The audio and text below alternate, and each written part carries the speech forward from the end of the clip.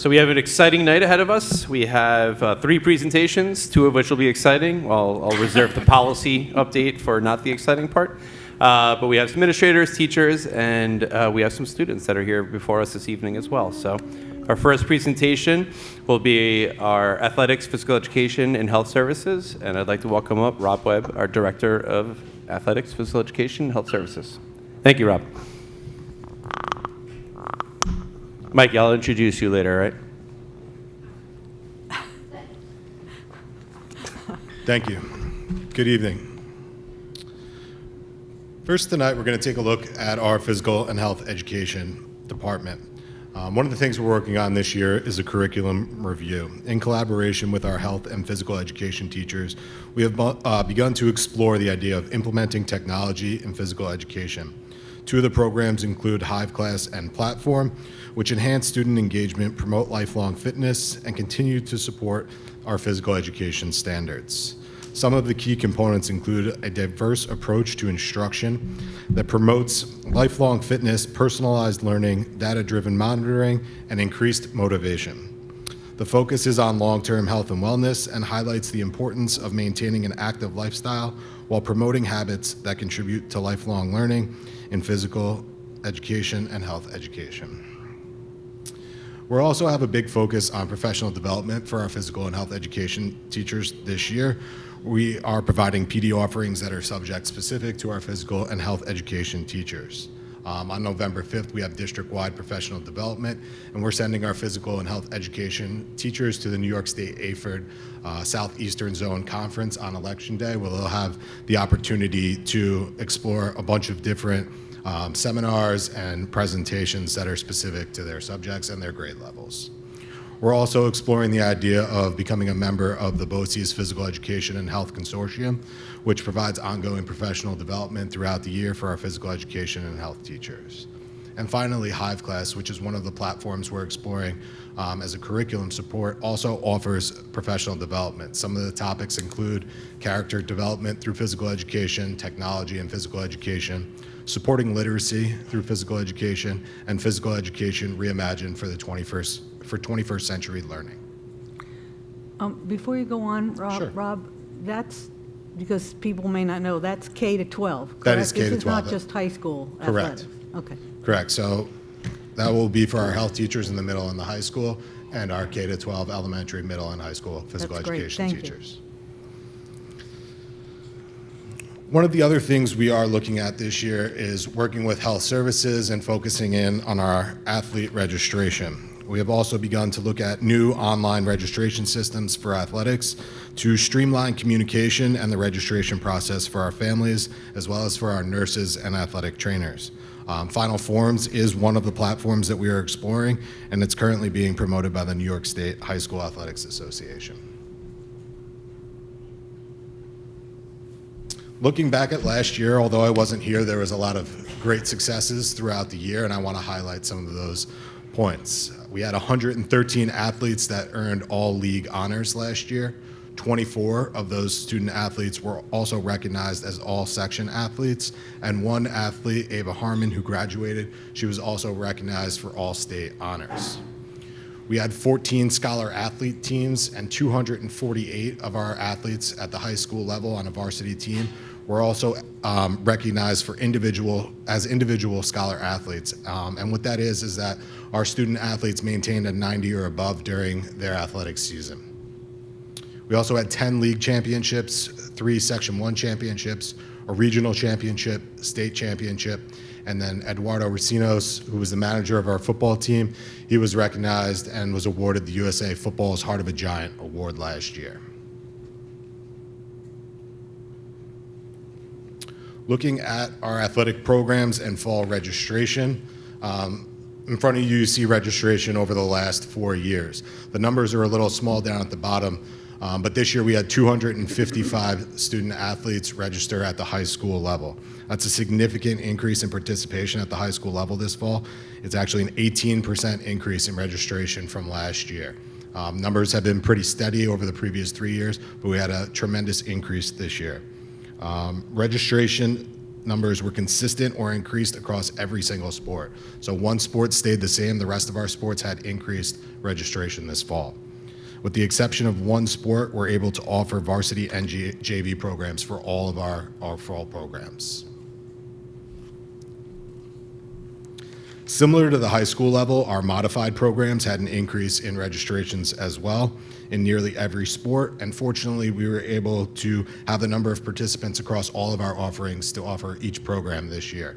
Last year, unfortunately, we weren't able to offer girls soccer, but this year we held strong and we got 16 of our girls to come out for the program this year.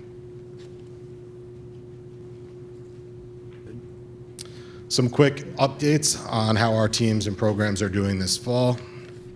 The fall, from a record standpoint, we have a number of highly successful teams: field hockey, volleyball, football, girls soccer, and our girls swimming team, which is merged with Mayapack, as well as Carmel. They all have winning records. Many of our teams sit near the top of their leagues and conferences, and we're likely to host a number of postseason events over the next couple of weeks. In addition to the success of our teams, we also have had a number of individual successes across all of our sports this fall. I have a request from Mr. Elsasser. If you can slide the picture of this over slightly before we post it online. I intentionally did not do that. We had a very You would like successful the home homecoming. score included, if that's possible? Last week, as you know, we also did have our homecoming. It was an extremely successful event. We had a tremendous turnout, and it was really overall a great night. We also recognized our senior athletes for our football program, but all of our senior athletes have been recognized, with the exception of boys soccer. They'll be recognized this Saturday in the afternoon. If you guys are around, come out and support our boys soccer program. The Inside Out Initiative. One of the major points of focus in athletics this fall has been the implementation of the Inside Out Initiative. Our coaches have been involved in professional development that has guided them towards reflection and growth within their programs. What is the Inside Out Initiative? It's purpose-based interscholastic athletics, where we provide an experience to our student athletes that connects them with transformational coaches. We like to build a culture of belonging for their social, emotional, and character development. It goes beyond the X's and O's, beyond the wins and the losses, and it really focuses on helping our students to succeed in all areas of life. We ask our coaches to consider 4 questions at the beginning of the season and reflect on it throughout the season, and at the end of the season we'll come back and we'll revisit these same 4 questions. Why do I coach? Why do I coach the way that I do? How does it feel to be coached by me? And how do I define success? These questions help our coaches to reflect on their coaching and the impact that they have on our student athletes. Through this process, our coaches define the purpose of coaching and create a collective definition of success within their programs. Through Inside Out, we also had the opportunity to attend a student leadership conference this fall. We were very fortunate to have the opportunity to involve 2 of our coaches and 2 of our student athletes in a student leadership conference at MetLife Stadium that was hosted by Section 1, the New York Giants, the NFL Foundation, and the Inside Out Initiative. Tonight we have Coach Elsasser and sophomore Mikey Fry from our football program who would like to talk more about the Inside Out Initiative and the Student Leadership Conference. Coach Parchin and Coach and Maggie Caputo, one of our student athletes on field hockey, they could not be here tonight because they have a game at Pauling. So hopefully they just put a win in the books. Mikey, Coach Elsasser, if you guys could come up and briefly talk. Thank you very much. Homecoming was a fantastic event. I think everyone had a good time, and the town definitely came out to support, which was nice. Going on to the Inside Out initiative, this is the second stage of the Inside Out initiative for us as coaches. We first learned about this initiative last year with the introduction of the philosophy behind it. In doing so, we were able to bring some of the basic concepts into the meeting rooms for football. One of our biggest takeaways we've brought into the program include identifying our why. This is something we discussed when we first attended the Inside Out meeting. We talked about why as coaches. We asked our athletes to identify their why, and why do we coach and why do we play? Why do we want to be successful and what does it look like? I feel that this has been a great starting point. And as a coach, it's been great to hear and kind of utilize that philosophy on the field. The goal of the Inside Out initiative is to grow and develop as coaches with a focus on transformational coaching as opposed to transactional. The idea that we get more from focusing on the players first and letting that develop and transition into success on the field. Building relationships, an understanding of roles and how important each role is, no matter the size, and being the best athlete and especially teammate that we can be. Building quality traits and teaching life skills that will last far beyond football. And when Mr. Webb asked me for one candidate to come with me, I had to pick our sophomore captain, Mikey Fry, and he has a few things to say as well.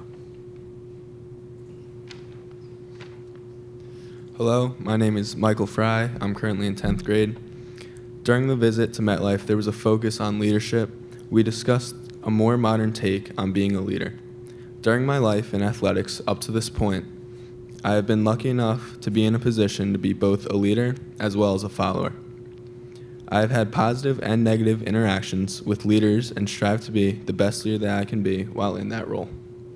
During the visit, we had the opportunity to not only learn about leadership, but we had the opportunity to engage with other student athletes around Section 1. One takeaway I have from this experience is that having a good leader is crucial in order for a team to be successful. A good leader is someone that will support their team and their teammates through the good and the bad.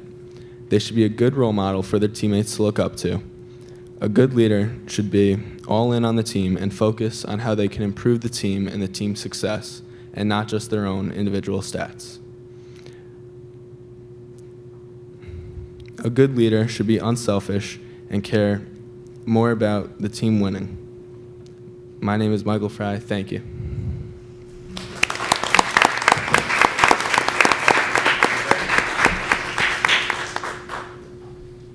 Thank you, Coach. Thank you, Mikey. I think they did better than I did. Yeah. Thank you, guys. That was excellent. And Mike, we really appreciate hearing from the students and what you got out of it. So thank you very much. You too, but especially the students. So. Mikey, can I get you on record of who's your favorite superintendent? All right. So one day he's going to be like a professional athlete. I just wanted that recorded somewhere so I could use that. Thank you, guys.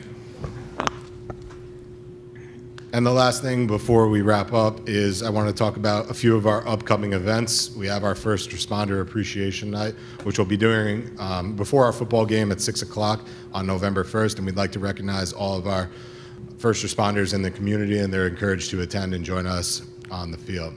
And finally, in line with our student leadership opportunities, working with Section 1 and Section 9, we have another Student Athlete Summit, where we'll send 2 of our student athletes from our winter programs, as well as one of our coach, to a summit on leadership and the importance of student voice, and that will happen on November 4th at Mount St. Mary's College. Wow, excellent. Thank you. Coach, quick question. Will we be doing the athletic award ceremony again this year? Do you have that planned? Absolutely. We have a date planned in June. I believe off the top of my head, it's the 18th to work around testing and other events going, Outstanding. but we will have that That's event. good to hear. Yes. Thank you. Thank you. Okay. Very nice job. Thank you very much. Thank you very Welcome. much. Thank you, thank you.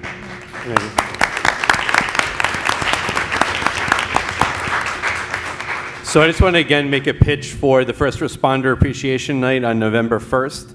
Really, the purpose of this is, and it has always started with, we live in a community that's lucky, blessed to be surrounded by both volunteer and professional first responders, whether you're law enforcement, fire services, medical fields, military. We want anyone who is recognized as a first responder to come out and be recognized. And all we ask for this, you don't have to sign up. All you got to do is show up. Walk down the driveway, stand on the field, allow us to say some nice words and thank you for all your time and service, and then be able to either leave right from there or stay and watch a football game.